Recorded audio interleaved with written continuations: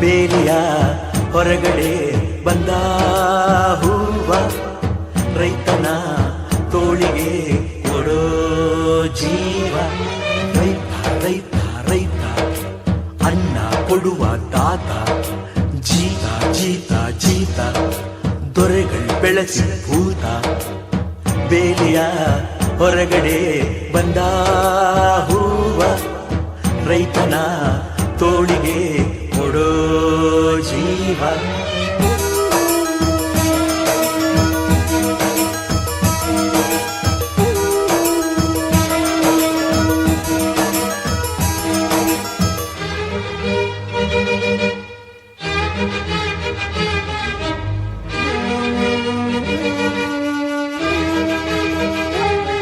ಜಗದ ಸೃಷ್ಟಿಯಲ್ಲಿ ಎಲ್ಲೋ ಲೋಪವುಂಟು, ಸುಖವ